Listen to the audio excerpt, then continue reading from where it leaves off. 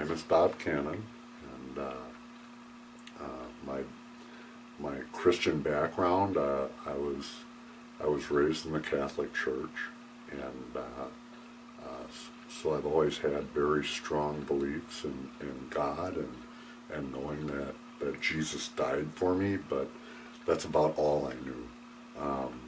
I broke away from the church for quite a few years as I was growing up in my 20s and 30s, and about my mid-30s, I had come down with a heart aneurysm pretty much out of the blue, and it was one of these things that was caught just in a nick of time, and it scared me. I had a young son at home. We still have one of our daughters at home, and my wife. And as I was waiting to go into surgery, I was making all sorts of promises. I was praying, and I mean, they were just shallow prayers that, for me, I guess at the time, I didn't know what I was doing or asking for. When I came out of surgery okay, that's when I really grounded myself, and I asked God to give me a whole bunch of things all at once, and I promised Him the moon and stars, and God delivered on everything that I asked for. Within a couple of years, I was just as strong as I had been before, or felt that. I was working just as hard, and my conversation I had with God kind of went to the back of the line there for a while, and I forgot a lot of these things. I never forgot about turning to the Lord when I'm in trouble. I guess I never thought of turning to Him when I was thankful either, and giving Him thanks and praise for all the blessings that He had given me.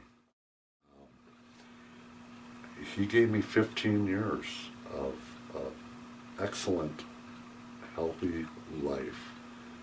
That was 15 years more with my family, my kids, and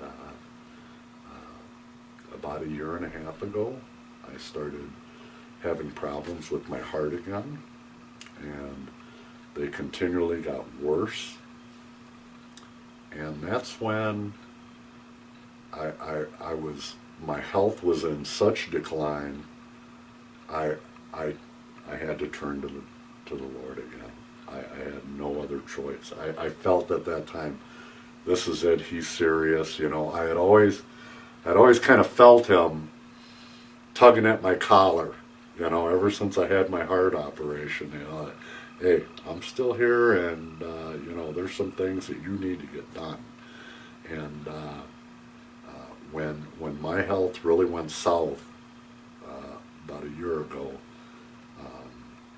that's when He grabbed me and shook me and said, you need to get serious, and you need more than what you have in your life. And what that was is a presence of God and Jesus.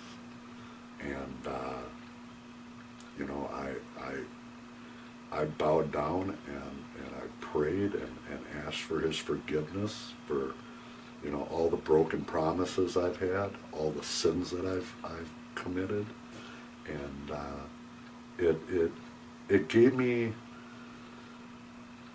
kind of a sense of security in that, okay, I was going through all the steps, I was going through, all the motions, but there was no big revelation in my life. The trumpets didn't sound, and the sun didn't break through the clouds or anything like that.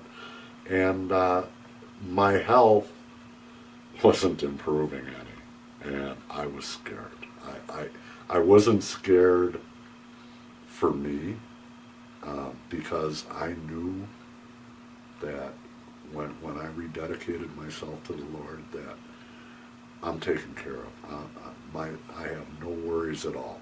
I know that I'm going to go to heaven. In my room, they were going to take me down the next morning for the operation, and my doctor came in and he says, "Bob, we're not going to do the surgery." And I was shocked for a minute. I mean, it was that split second where, now what's wrong, you know? And before he could speak, that's what I thought. And then he finally said, "Your numbers are so good." He says, "You would not benefit from this." He says, "We're not going to do it." But for me, that was my moment. That was when I knew beyond a shadow of a doubt that God was looking out for me.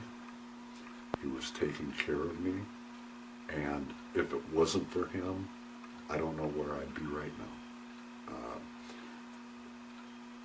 If I can go back a little bit, when I started getting sick again and I rededicated myself, I started reading the Bible again.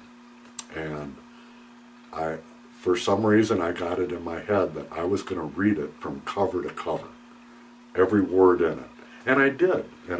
And I came across a Bible phrase. It's the book of Isaiah, chapter 40, and it's verse 31. "Those who wait upon the Lord shall have renewed strength. They shall mount up with wings as eagles.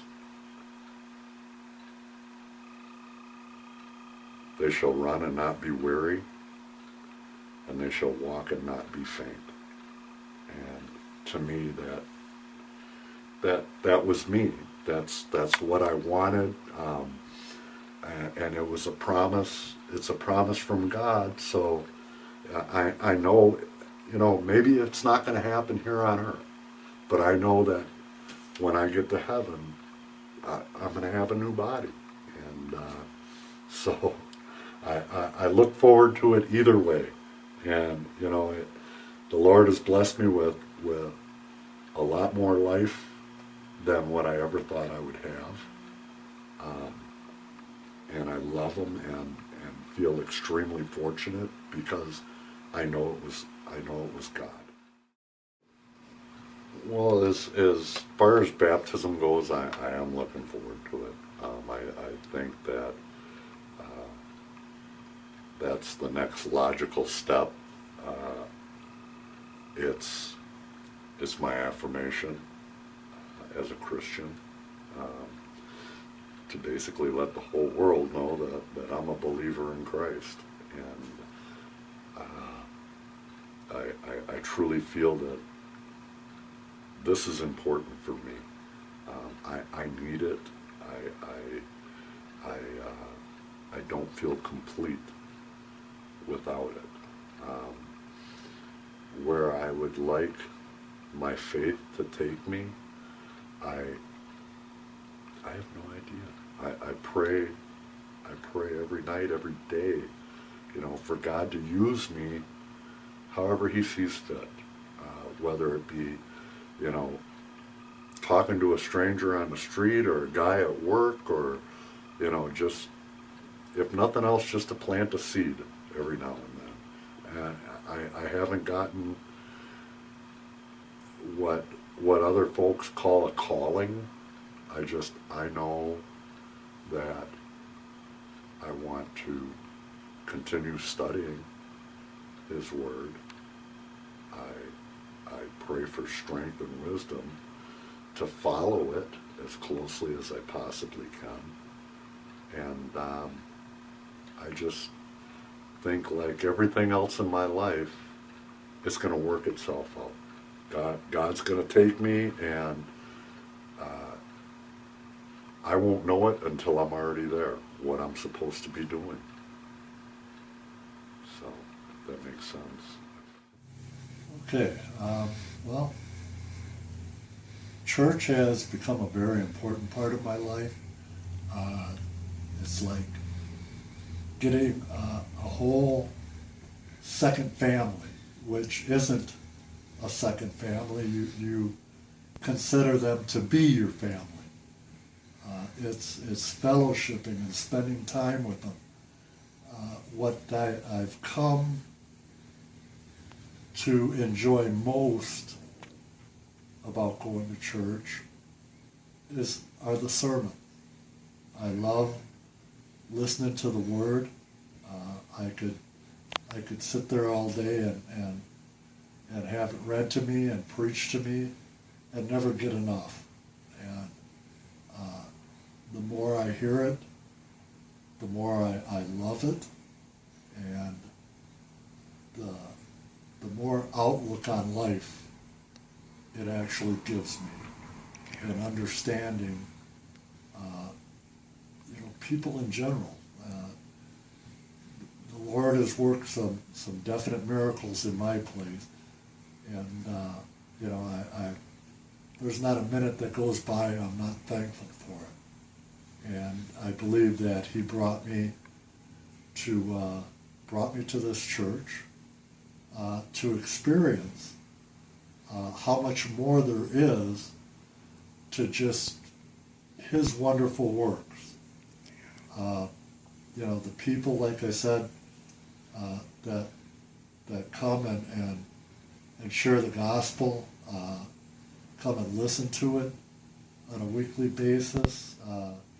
The opportunities that I get to occasionally reach out and talk to non-believers about the wondrous ways that God has worked in my life and the things that He's done for me.